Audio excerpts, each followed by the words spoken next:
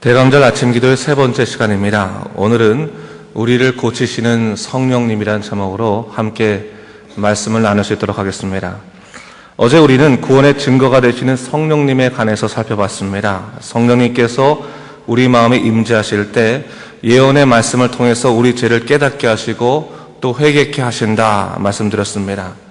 사실 성령 안에서 자기를 발견하게 되면 우선적으로 죄와 허물의 문제에 사로잡힌 내 자신을 보기 때문에 참 마음이 괴로울 수밖에 없습니다. 그래서 애통하고 자복하는 마음으로 죄와 허물을 고백하게 되는 것입니다. 하지만 성령님의 놀라운 역사는 그 애통하는 마음에 찾아오셔서 그를 위로하시고 치유하시는 놀라운 회복의 은혜를 허락하신다는 사실입니다. 여러분, 성령께서 우리에게 죄 사함의 은혜를 주시는데요. 사실 이것은 우리 죄가 완전히 사라져서 더 이상 죄의 영향을 받지 않게 되었다라고 하는 의미보다는 하나님께서 더 이상 우리 죄를 기억하지 아니하시고 우리를 죄 가운데서 끄집어내시겠다라고 하는 주님의 선언이라고 보는 것이 더 합당합니다. 하나님께서는 예수님을 구주로 영접한 사람들에게 대속의 은혜를 허락하시고 성령님의 동행하심으로 인해서 끊임없이 우리를 죄로부터 지키시고 보호하십니다. 그러기에 우리가 성령님께 의지하지 않는다면 계속해서 반복되는 죄의 문제로부터 단호할 수 없게 되는 겁니다. 내 힘으로 되는 것이 아니라 성령의 능력으로 되는 것이다 라는 것을 잊지 말아야 됩니다.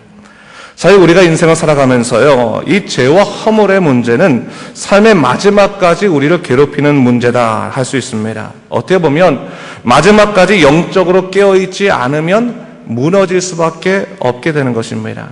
그런데 보면요, 우리가 죄의 문제에 대해서는 좀 민감하지만 허물의 문제에 대해서는 그렇지 못할 때가 많이 있습니다. 죄는 하나님과 우리를 단절시키는 영적인 대적이죠. 그래서 죄는 사실 분명하게 우리에게 인식됩니다. 문제는 허물입니다.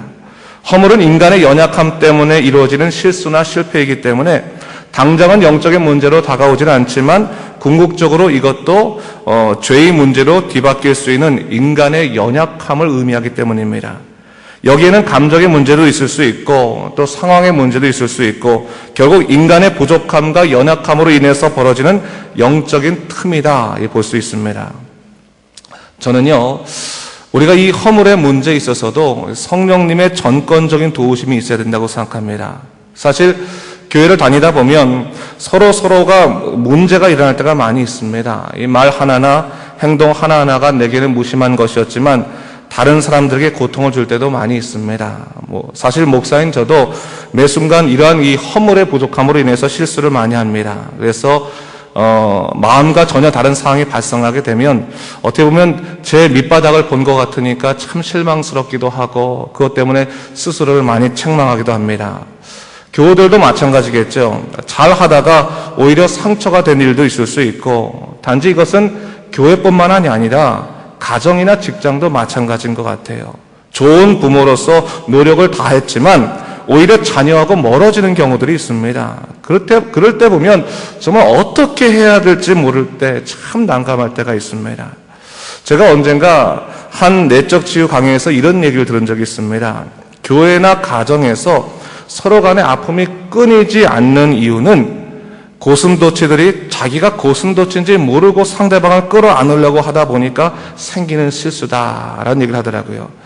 참 공감이 가는 것 같아요. 내가 가시가 있는데 내가 가시가 없는 죄라고 다른 사람을 끄집어내면 다른 사람이 아프죠. 그건 저는 모릅니다. 왜 내 가시 때문에 모르는 거죠. 결국 이런 것은요, 영적인 문제로 해결하지 않고 개인적인 문제로 묻어두게 되면 마음의 쓴뿌리로 자리 잡을 수밖에 없게 되는 것입니다. 또 다른 허물의 문제가 있죠. 그것은 뭡니까? 자기 자신에 대한 실망에서부터 올 때가 많이 있습니다. 사실 인간은 완전할 수 없기 때문에 100% 확신을 하며 일을 할 때도 실패할 때가 있습니다. 그런데 문제는 그런 실패가 다가오게 되면 자기 자신에 대한 깊은 실망감으로 인해서 다른 가능성들을 다 묻어두게 된다는 사실입니다. 의기소침하고 내가 지금까지 이렇게 열심히 살아온 것이 왜 그랬을까? 그러면서 자기를 질책하기도 하고 오히려 자신의 연약함과 부족함만을 생각하게 되는 경우들이 있을 수 있습니다. 제가 한국에서 목회를 할 때요, 참 좋은 교회 일꾼이셨는데 사업에 실패하시면서 신앙생활까지 포기하게 되신 분들을 제가 본 적이 있습니다. 도저히 부끄러운 내 자신을 다른 사람에게 드러낼 수 없어서 교회에 나갈 수 없다라고 말씀하시는 거예요. 그도 그럴 것이, 제가 아는 분은요, 사업이 참 잘 될 때 사람들에게 칭찬을 참 많이 받았습니다. 사람들이 말하면 집사님 정말 기도 열심히 하셔서 하나님께서 사업을 부흥케 하시네요, 번창케 하시네요, 그러면 칭찬을 해요. 그럼 그분이 겸손하게 또 이렇게 대답합니다. 제가 무언가를 잘해서 하나님이 복을 부셨다기보다는 하나님의 은혜를 입고 사는 것뿐입니다. 그렇게 대답을 하시기를 좋아하셨어요. 근데 어느 순간에 보니까 아무리 노력을 해도 결과가 나오지 않는 사업의 슬럼프에 빠지게 된 거예요. 어떻게 할 수가 없는 거예요. 그분이 항상 말씀하시기를, 내가 우리 교회에서 11조 가장 많이 내는 사람 되게 해주세요 라고 기도했는데 소망도 이루어지지 않을 뿐만 아니라 자기가 실패를 하다 보니까 내가 하나님의 은혜를 이제 입지도 않는 사람이고 내가 결국 믿음이 연약해서 이런 것이 아니냐라고 하는 스스로의 질책 때문에 결국 교회를 나오지 못하게 되시는 일들을 제가 보게 되면서 참 안타깝게 생각했습니다. 근데 여러분, 저는요, 이 허물의 문제를 우리가 정직하게 하나님 앞에 좀 내놓아야 되겠다라는 생각을 하게 됩니다. 이 허물의 문제가 사실은 내 자신만이 스스로 해결할 문제가 아니라 결국은 내 안에 있는 성령님께서 해결해 주셔야지만 되는 문제다라고 하는 것을 우리가 좀 인정할 필요가 있다는 사실입니다. 오늘 본문을 보면 엘리야가 완전히 죽음을 바랄 정도로 무너져 있는 것을 보게 됩니다. 근데 오늘 본문 바로 전장인 18장은 구약에서 가장 위대한 영적인 승리를 다루고 있습니다. 바알 선지자 450명과 아세라 선지자 400명과 영적인 전쟁을 엘리야가 합니다. 누가 진짜 하나님을 섬기는가, 제단에 불을 내리는 것으로 승리를 평가하자라고 하고 우상과 대결을 했습니다. 누가 이겼습니까? 당연히 우리 하나님 여호와께서 승리하시는 놀라운 사건을 이 엘리야를 통해 보여주셨습니다. 그리고 그 다음 장 19장을 보면요, 18장과 전혀 다른 그의 모습을 발견할 수 있습니다. 완전히 겁에 질려서 모든 것을 잡고 자기 하려고 하는 한 인간의 연약함과 부족함을 우리가 만나게 된다는 것입니다. 본문을 보면 엘리야가 승리한 소식을 이세벨이 듣고 나서 그를 죽이겠다고 선포하죠. 그리고 그 소식을 엘리야가 듣게 됐는데 그 상황을 보니까 정말로 내가 죽겠구나 라는 판단을 하고 두려워서 도망치게 됩니다. 3절에 보니까 자기 생명을 위해 도망하게 됐는데 브엘세바까지 도망갔습니다. 그러나 거기서도 마음이 놓이지 않으니까 어떻게 합니까? 광야로 들어가게 됩니다. 사실 이 본문은요, 성경에서 드러난 그 말씀들 중에서 가장 이 반전이라고 할 수도 있는 비약이 큰 부분 중에 하나입니다. 어떻게 그렇게 영웅적인 사람이 어떻게 그렇게 비겁할 수 있을까라고 하는 그런 완전히 상반된 반전이 있습니다. 근데 여러분, 이것은요, 바로 인간이라는 존재가 이렇다라고 하는 인간의 실존을 보여주는 하나의 예입니다. 여러분, 엘리야가 그렇게 하나님의 일을 감당할 수 있었던 이유는, 큰 일을 감당할 수 있었던 이유는 하나님의 영이 크게 임재하여 주셔서 그로 하여금 두려움 없이 싸우게 해주셨기 때문에 가능했던 거죠. 그가 했던 것이 아니라 하나님의 영이 하신 것입니다. 그러나 다시금 일상으로 돌아갔을 때 엘리야는 자기 자신의 허물을 보게 된 거죠. 생명의 위협 앞에서 두려움에 떨며 도망갈 수밖에 없는, 어떻게 보면 자기의 밑바닥을 보게 된 겁니다. 연약함과 부족함을 보면서 자기의 밑바닥을 경험하면서 그가 도망갈 수밖에 없었다는 거죠. 광야로 도망갔지만 결국 그 밑바닥을 보면 자기 자신에 대한 실망감 때문에 하룻길도 못 가서 결국 로덴나무 아래에서 죽기를 청하는 그런 처량한 신세가 되고 말았습니다. 여러분, 오늘 성경에서 말하고자 하는 것이 뭘까요? 너희가 그렇게 영적인 거인이라고 생각하는 그 엘리야도 그가 강해서 강한 것이 아니라 하나님이 강하게 해주셨기 때문에 강하는 것이다라는 것을 얘기하는 것이고, 이 세상 살아가면서 인간은 누구나 그가 감당할 수 없는 연약함과 부족함의 문제를 다 가지고 있다는 것을 우리에게 이야기해주고 있는 겁니다. 여러분, 제가 목회를 하면서요, 사람들과 상담하다 보면요, 때때로 참 어렵겠다, 참 힘들겠다, 그냥 얘기하다 보면 제 머릿속에서 먼저 생각이 들 때가 있어요. 그럴 때마다 제 마음 심령에서부터 저한테 들리는 소리가 있습니다. 저한테 교만하다고 말하는 거죠. 교만하다. 성령님께서 고치지 못할 자가 없다. 성령님께서 못하실 자가 없는데 왜 네가 먼저 나서서 된다 안 된다 그래 평가하고 그렇게 맞고 그러냐. 내가 하는 것이 아니라 성령님이 하는 것인데 내가 왜 고민을 하나. 성령님께 기도해야지. 그런 생각이 들 때가 있어요. 여러분 살아가면서 힘들 때 있잖아요. 도저히 내 능력으로 이 문제를 해결할 수 없다 이렇게 느껴질 때가 있지 않습니까? 내 상한 마음으로는 도저히 아무것도 생각할 수 없다, 할 수 없다라고 느껴질 때 있지 않습니까? 그럴 때 온 마음 다해서 고백하고 좀 기도하길 원합니다. 주님, 나는 할 수 없으나 성령님께서는 하실 수 있습니다. 주님의 능력으로 이 문제를 뛰어넘게 하여 주시옵소서. 그렇게 기도하시기 바랍니다. 여러분 우리 삶 속에 성령의 역사를 경험하게 되면요, 경험하기 위해서는요, 우선적으로 삶의 주어가 좀 바뀌어야 되는 거예요. 언어의 주어가. 우리가 보통 어떻게 말합니까? 문제가 발생하고 나면 내가 어떻게 해야 되지? 내가 어떻게 할까? 이런 말 하지 않습니까? 그게 아니라 뭡니까? 성령님께서 어떻게 행하실까? 성령님께서 어떻게 이것을 이끌어 나가실까라고 그 주어가 좀 바뀔 필요가 있습니다. 그렇게 되면 근심하다가도 우리가 무릎 꿇고 기도하게 되는 겁니다. 바로 성령님께서 나의 연약함을 붙들고 기도하시는 것을 경험하게 되는 거죠. 로마서 8장 26절 말씀처럼 이와 같이 성령도 우리 연약함을 도우시나니 우리는 마땅히 기도할 바를 알지 못하나 오직 성령이 말할 수 없는 탄식으로 우리를 위해서 친히 간구하신다. 성령이 속상해하시면서 탄식하시면서 기도하시는 것, 바로 그 기도를 통해서 우리를 살리신다. 그것을 얘기합니다. 오늘 본문을 보니까요, 엘리야가 완전히 무너져 내린 것을 볼 수 있습니다. 그는 너무나 괴로워서 자기 생명에 관해서 포기 선언을 했습니다. 4절 말씀에서 그가 이렇게 말합니다. 여호와여, 넉넉하오니 내 생명을 거두시옵소서. 나는 내 조상들보다 낫지 아니하나이다. 무슨 말이에요? 주님 이제 됐습니다. 내 생명 가져가세요.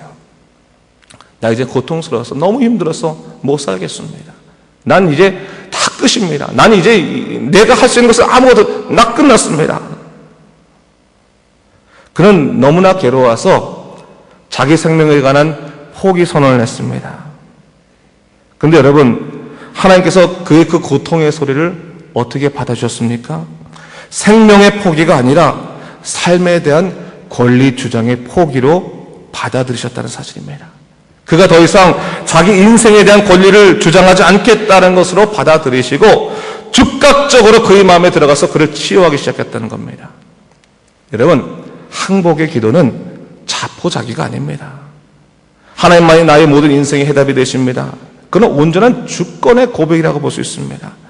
그럴 때 주님께서 즉각적으로 하나님의 천사를 보내시어 위로하시는 것을 볼 수 있습니다. 바로 우리로 따지자면 성령님을 보내서 우리의 상한 마음과 허물을 고치신다, 위로하신다라는 것을 얘기하고 있는 겁니다. 여러분 힘겨울 때 난 못하겠다, 죽고 싶겠다, 나 죽고 싶다, 정말 못하겠다라고 하지 마시고요, 하나님께 기도하시길, 하나님, 내가 더 이상 내 삶에 대한 권리 주장하지 않겠습니다. 성령께서 나를 이끌어가 주시옵소서. 기도하시기 바랍니다. 거기서부터 새로운 우리 삶의 역사가 쓰여지는 것입니다. 저는 개인적으로 이런 고백을 종종 할 때가 있어요. 내 힘이 빠져야 하나님의 힘이 들어오시고, 내 생각을 내려놓아야 하나님의 생각을 알 수 있고, 내 주장을 멈춰야지만 하나님이 나를 주장하시겠다. 그런 생각을 종종 합니다. 정말 경험을 많이 했습니다. 하나님께서 전권적으로, 주권적으로 역사하시는 놀라운 일들을 제가 종종 경험하는데, 가슴 아픈 건 뭐냐면 제가 꼭 빈손을 내밀었을 때 그런 거예요. 하나님, 저는 정말 아무것도 아닙니다. 전 정말 할 수가 없습니다. 저희 개인적인 삶에서도 그러고요, 제가 목회할 때도 마찬가지예요. 제가 무엇인가 어떤 의욕을 갖고 이렇게 해보겠다, 저렇게 해보겠다 하면 더 안 돼요. 더 안 돼요. 더 오히려 제 스스로도 상처를 입을 때도 있고 상처를 줄 때도 있고, 그럴 때면서 저는 스스로 자꾸 제 밑바닥을 보게 되면서 실망을 합니다. 그럴 때마다 제가 기도하기를, 하나님 저 두 손 들었습니다. 저 아무것도 아닙니다. 저 할 수 있는 것 아무것도 없습니다. 하나님께서 붙잡아 주셔야 되고 하나님께서 인도해 주셔야 됩니다 라고 하면 그때 하나님께서 움직이셔서 인도하시는 것을 경험하게 됐어요. 여러분, 바로 그런 것이죠. 어떻게 보면 우리가 하나님의 놀라신 응답을 발견하지 못한 이유가 아직까지 내가 살아있어서 그러지 않을까라는 생각을 종종 해봐요. 하나님께서 내가 죽기를 원하시는 거거든요. 그냥 하나님, 내가 내 모든 것을 내려놓겠습니다. 죽으면 하나님께서 다시 살리시는 놀라운 역사를 통해서 우리를 이끄실 텐데 아직까지 내 자아가 살아있어서, 내 힘이 살아있어서, 내 감정이 살아있어서 정말 주장하고 내가 꺾지 못하다 보니까 하나님의 놀라운 역사를 발견하지 못할 때도 많이 있겠구나라는 생각을 종종 해보게 됩니다. 여러분, 성령님이 우리를 고치실 때 가장 먼저 무엇을 고치실까요? 바로 우리의 마음과 생각을 고치시는 거예요. 그게 첫 번째요. 상황보다도 우리의 내면을 우선적으로 고쳐주십니다. 엘리야도 바로 그것이었어요. 엘리야의 두려움의 대상은 누구였습니까? 이세벨이었어요. 그렇다면 하나님이 엘리야의 그 마음을 고치시고 다시 들어주시려면 엘리야를, 이세벨을 먼저 제거해 주셔야만 했었을 거예요. 상황을 바꿔주셔야만 맞았을 거예요. 그런데 하나님께서는 이세벨에게 가지 아니하시고 어떻게 했습니까? 그의 마음에 찾아오셔서 마치 어머니처럼 떡을 구워주시고 그를 위로하시고 그를 어루만지시면서 그를 돌보시는 것을 볼 수 있습니다. 7절 말씀에서 성경은 이렇게 말합니다. 여러분 7절 말씀 한번 다 같이 읽었으면 좋겠는데요. 7절 말씀 읽겠습니다. 시작. 여호와의 천사가 또 다시 와서 어루만지며 이르되 일어나 먹으라. 네가 갈 길을 다 가지 못할까 하노라 하는지라. 마음을 만지시는 거죠. 내가 네 마음을 치유하길 원한다. 네 생각을 내가 만지길 원한다. 그것이 치유하시는 성령님의 역사이십니다. 저는 빌립보서 4장 6절에서부터 7절 말씀 볼 때마다 이것이 성령께서 주관하시는 그런 기도라고 생각하거든요. 여러분 한번 같이 한번 읽어볼까요? 우리 화면을 보고 한번 읽겠습니다. 시작. 아무것도 염려하지 말고 다만 모든 일에 기도와 간구로 너희 구할 것을 감사함으로 하나님께 아뢰라. 그리하면 모든 지각이 뛰어난 하나님의 평강이 그리스도 예수 안에서 너희 마음과 생각을 지키시리라. 사람이 하려고 하면 절대로 할 수 없는 기도예요. 어떻게 우리가 염려하지 않고 감사함으로 기도할 수 있겠습니까? 절대로 할 수 없는 기도예요. 그런데 여러분, 성령이 임하셔서 나를 붙잡으시면 하실 수 있는 기도예요.